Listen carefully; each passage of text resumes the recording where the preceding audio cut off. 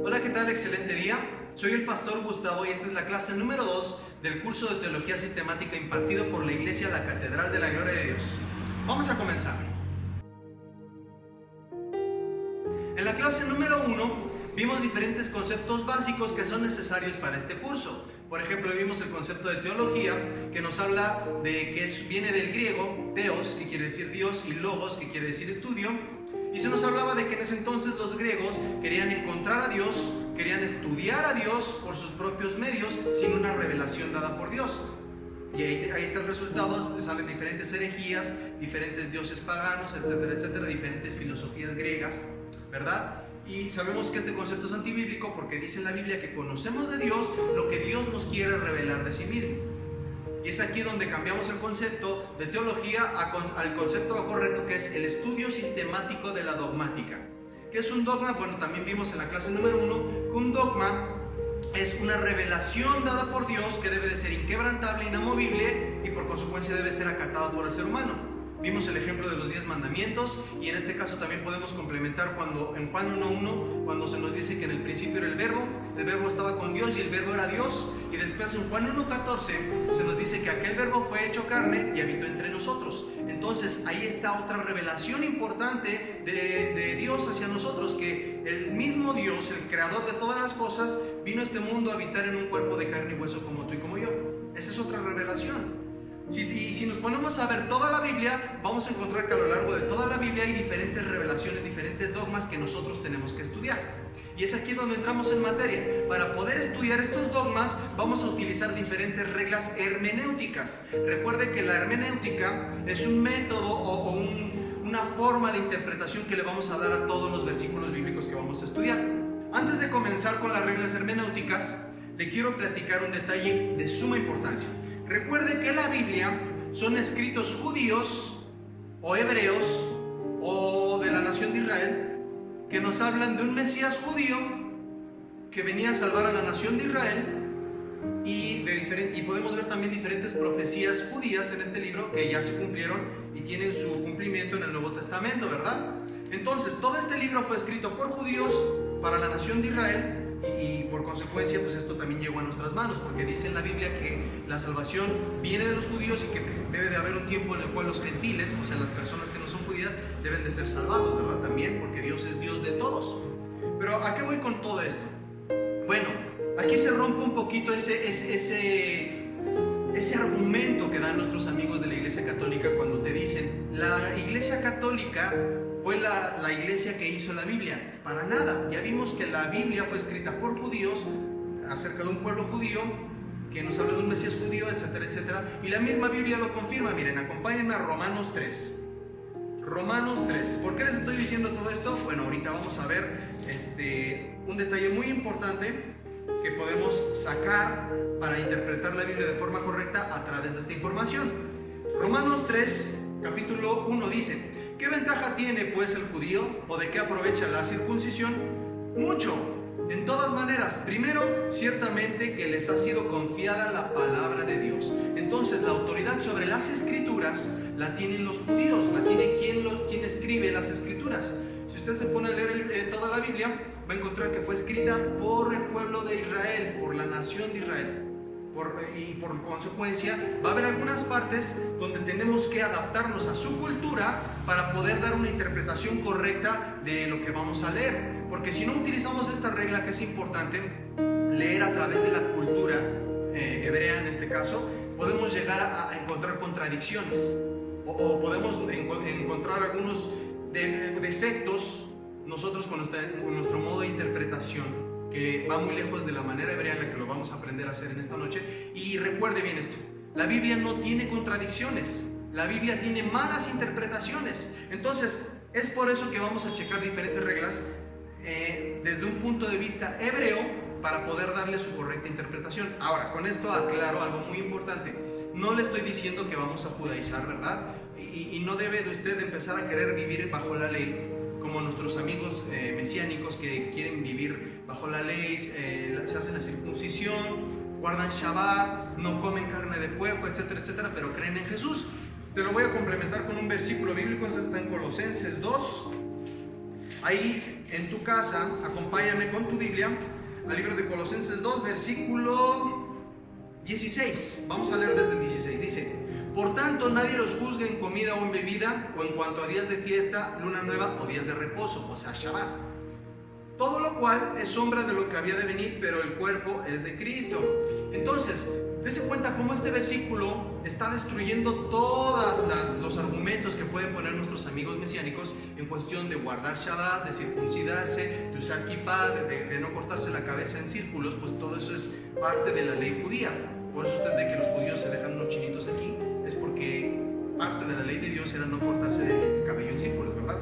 Pero bueno, esto se lo digo para que usted sea muy cuidadoso cuando se pone a leer la Biblia desde una perspectiva hebrea, sepa interpretar de forma correcta y sepa poner límites. No vaya a caer en este error de también empezar a querer judaizar, empezar a querer vivir bajo la ley, etc. Porque incluso el mismo apóstol Pablo en el libro de Hechos, capítulo 21, versículo 21, vemos que él no enseñaba acerca de la circuncisión. Él no iba predicando diciendo circuncídense, no, para nada. Él enseñaba otra cosa completamente diferente. Miren, se los voy a leer. Dice, recuerde, Hechos 21, 21: pero se les ha informado en cuanto a ti, Pablo, que enseñas a todos los judíos que están entre los gentiles a apostatar de Moisés, diciéndoles que no circunciden a sus hijos ni observen las costumbres. Entonces dése cuenta cómo el mismo apóstol Pablo refutaba ya este modo de vida que era bajo la ley.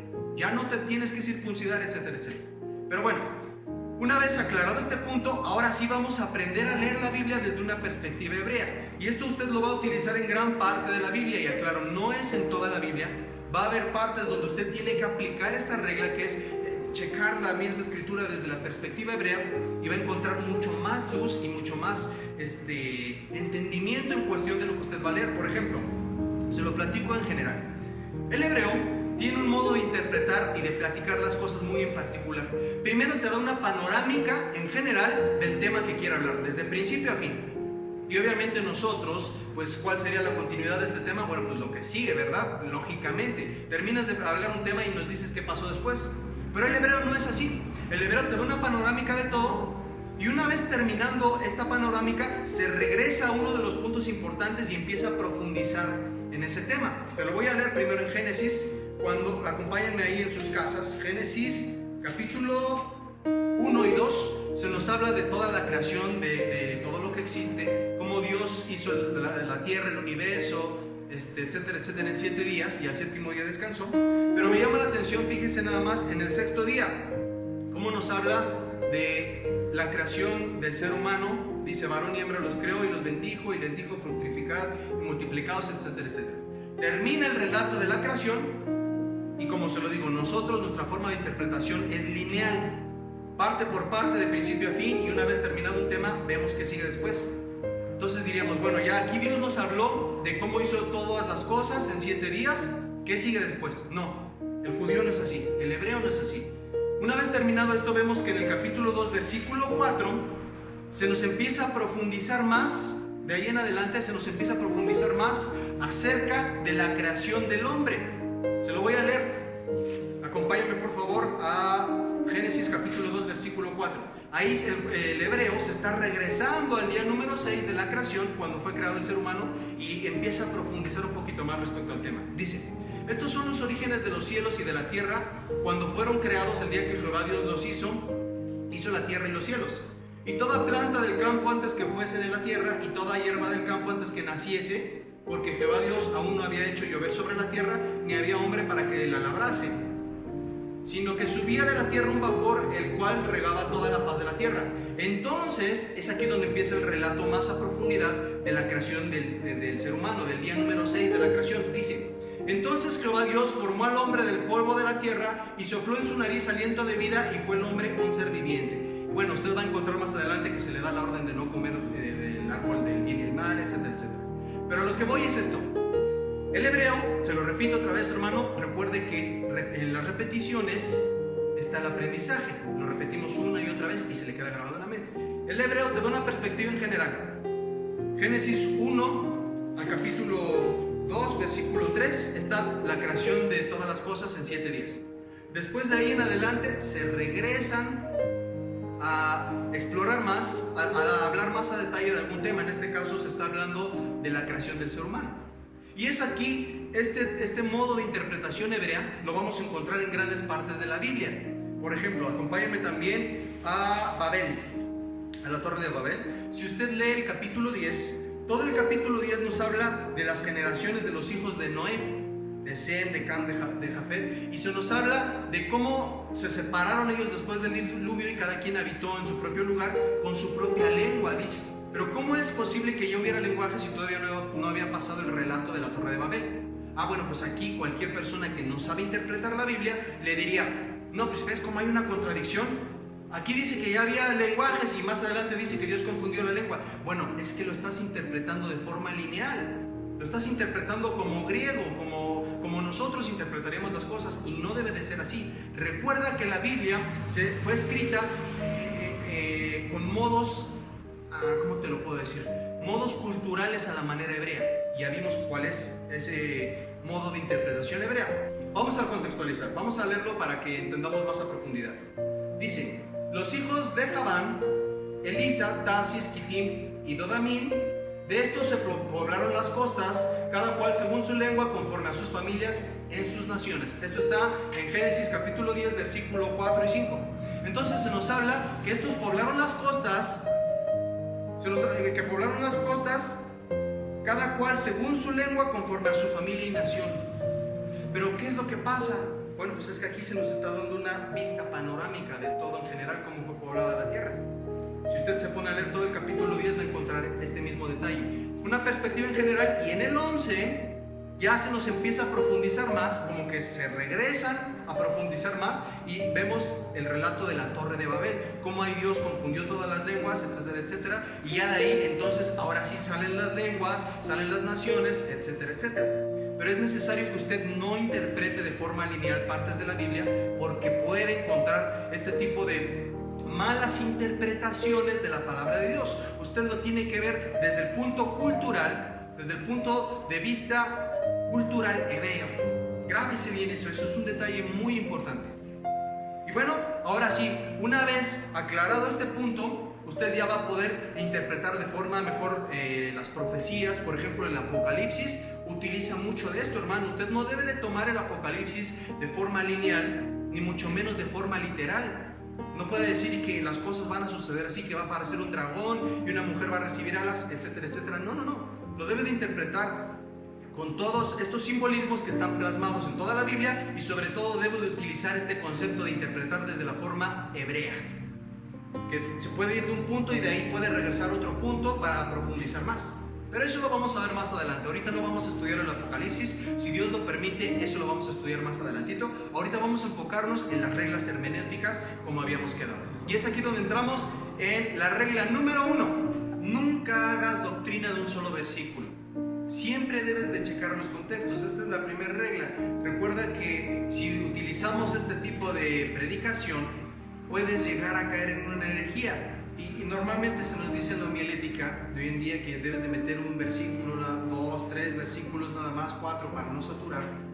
Pero bueno, en mi punto de vista, siempre debes de contextualizar todos los versículos que vayas a dar para evitar caer en este error hermenéutico, que es decir, sacar una doctrina de un solo versículo. Ahí puedes estar cayendo en el riesgo de empezar a descontextualizar este versículo, a decir cosas completamente erróneas, sacar herejías. Por ejemplo, vamos a Apocalipsis 3:20. Este es un versículo muy utilizado por todos nosotros para evangelizar. Se los digo, hermanos, por experiencia, yo también lo llegué a hacer. Llegué a cometer este error doctrinal, donde se nos dice: he aquí yo estoy a la puerta y llamo. Si alguno oye mi voz y abre la puerta, entraré a él y cenaré con él y él conmigo. Normalmente decimos, ves cómo Jesús está a la puerta de tu corazón y Él está buscando entrar a tu vida, etcétera, etcétera. Pero en honor a la verdad, hermanos, este versículo se está descontextualizando. Estamos haciendo doctrina de un solo versículo. Es aquí donde podemos llegar a la conclusión de que tú decides si le abres la puerta a Jesús o no. Tú decides si rechazas a Jesús o no. Entonces, eso no es lo que quiere decir este versículo, hermanos. este versículo va enfocado a una iglesia cristiana, la iglesia de la Odisea, pero ahorita vamos a sistematizarlo más. Vamos a ver a quién va enfocado este versículo, vamos a checar los contextos, etcétera, etcétera. Y es aquí donde entramos a la regla número 2, que es siempre checa los contextos. Regla número 2, siempre checa los contextos. Hay 3 tipos de contextos. Contexto primario, los versículos que están inmediatamente después o antes de este versículo que estamos leyendo. En este caso estamos leyendo Apocalipsis 3:20. Bueno, pues tenemos que checar Apocalipsis 3:19 y Apocalipsis 3:21 para dar una mayor panorámica de este versículo, ¿verdad? Siempre checa los contextos. Esta es la exégesis primaria. Exégesis secundaria nos dice que debes de checar todo el libro de Apocalipsis. A quién va enfocado, todos los capítulos de Apocalipsis, todos los versículos de Apocalipsis, etcétera, etcétera. Y la exégesis terciaria es checar toda la Biblia, absolutamente toda la Biblia. ¿Qué dice la Biblia en cuestión? ¿Qué dice la Biblia acerca de ese tema que está sacando de ese versículo? Bueno, pues debes de contemplar todos los libros de la Biblia, por ejemplo, Deuteronomio, Isaías, Salmos, Mateo, todos los libros de la Biblia. Pues recuerda que toda la Biblia fue inspirada por el Espíritu Santo, no tiene contradicciones, tiene malas interpretaciones, pero eso es lo que vamos a quitar ahorita. Ahora sí, hermanos, ya aclarado este punto, vamos a hacer una exégesis primaria de Apocalipsis 3:20. Vamos a checar primero los versículos inmediatos. Vamos a leer el 19, 20 y 21.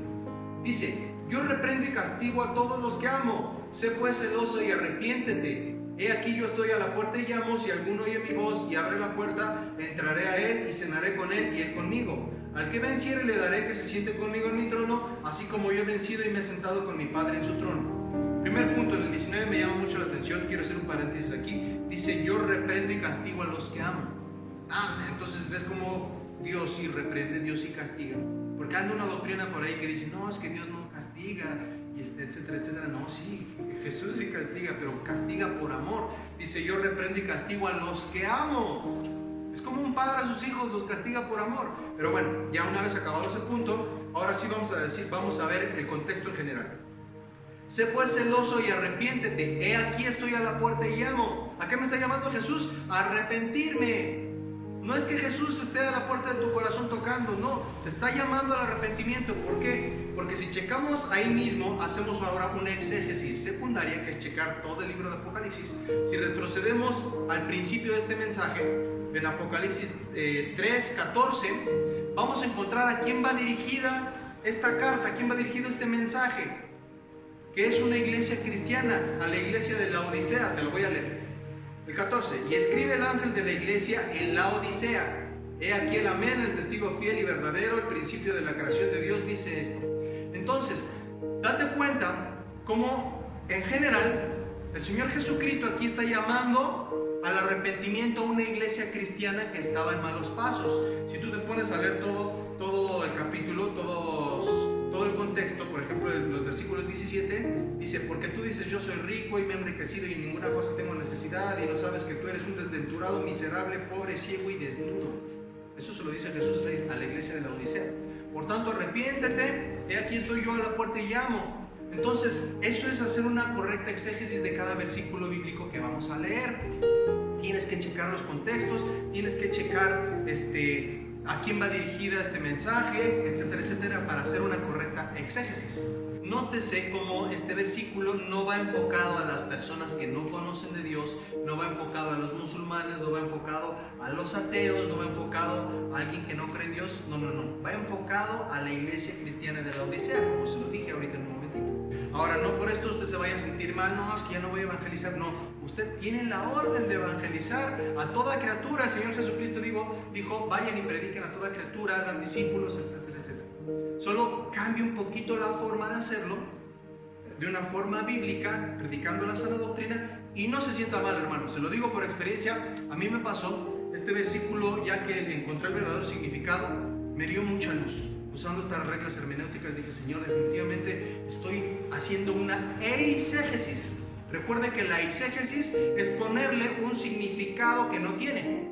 Entonces, es cuestión de utilizar estas reglas hermenéuticas y vamos a predicar la sana doctrina poco a poco, hermano. No se desespere, esto es poco a poco, conforme va pasando el tiempo, usted va agarrando ese tacto y va a ir desarrollándose más en cuestión de hermenéutica. Vamos a otro ejemplo, por ejemplo, Filipenses 4:13. Yo creo que todos nos lo sabemos, ¿verdad? De memoria. Filipenses 4:13 se nos dice: todo lo puedo en Cristo que me fortalece. Si cometemos el error hermenéutico de hacer doctrina de un solo versículo, aquí podríamos sacar 1001 frases de superación personal, ¿verdad? Tú puedes poner esa casa porque todo lo puedes en Cristo que te fortalece. Ahora, con esto no estoy diciendo que Dios no te va a ayudar no te va a bendecir con una casa, etcétera, etcétera. Dios lo puede hacer si es su voluntad, ¿verdad? Pero en honor a la verdad, este versículo no quiere decir eso, hermanos. No quiere decir que sí voy a abrir ese negocio, sí todo lo puedo en Cristo que me fortalece. Puedo hacer cualquier cosa porque Cristo me fortalece. No. Vamos a checar los contextos para sacar el significado correcto de este versículo. Por ejemplo, vamos a leer desde el 10. Filipenses 4:10 dice: en gran manera me gocé en el Señor de que ya al fin habéis revivido en vuestro cuidado de mí, de lo cual también estabais solícitos, pero os faltaba la oportunidad. No lo digo porque tenga escasez, pues he aprendido a contentarme cualquiera sea mi situación. Sé vivir humildemente y sé tener en abundancia. En todo y por todo estoy enseñado, así para estar saciado como para tener hambre, así para tener abundancia como para padecer necesidad. Todo lo puedo en Cristo que me fortalece. Todo esto, tener abundancia, tener escasez, tener saber vivir humildemente, saber vivir en abundancia, todo esto lo puedo en Cristo que me fortalece. El apóstol Pablo nos estaba hablando de que su carácter ha sido fortalecido y él ha aprendido a vivir en todas estas situaciones. Es todo terreno, ¿verdad? Como decimos, él puede vivir con dinero, sin dinero, puede vivir en escasez, puede vivir en abundancia, porque el Señor Jesucristo lo ha fortalecido en todo esto. Entonces, dése cuenta cómo utilizando las reglas hermenéuticas le damos una correcta interpretación a cada versículo bíblico que vamos a leer. Entonces, para terminar, vamos a hacer un resumen de todo lo que hemos visto en esta clase. Número 1, vimos que hay partes de la Biblia que debe de interpretar como hebreo, desde la cultura hebrea. Una vista en panorámica en general, se regresa a un punto y ahí empieza a profundizar más en algún punto importante del que se habló. Punto número 2. Usted no debe de hacer doctrina de un solo versículo. Siempre debe de checar los contextos, los versículos inmediatos y todo el libro de Apocalipsis y toda la Biblia. Esa es la regla número 2, que nos habla acerca de checar los contextos. Entonces, más adelante vamos a seguir con diferentes reglas, pero ahorita por cuestión del tiempo vamos a terminar aquí, hermanos. Así que yo los invito a que nos sintonicen el siguiente viernes. Los invitamos a que se suscriban a nuestro canal de YouTube. Ahí estamos subiendo todas estas clases de hermenéutica, mejor dicho, clases de teología sistematizada, ¿verdad? O clases del estudio correcto de la dogmática. Es que estamos refutando muchas cosas que están un poquito mal, pero bueno, con el tiempo lo vamos a ir semblanteando de la mejor forma. Y bueno, también los invitamos a que si este curso está siendo de bendición para tu vida, para tu ministerio, para tu edificación como cristiano, compártelo y deja que muchas más personas aprendan estas reglas hermenéuticas que son necesarias para una correcta interpretación de la palabra de Dios. Suscríbete, compártelo, dale like y bueno, que Dios te bendiga. Nos vemos el siguiente viernes. Gracias por su atención. Cuídense mucho.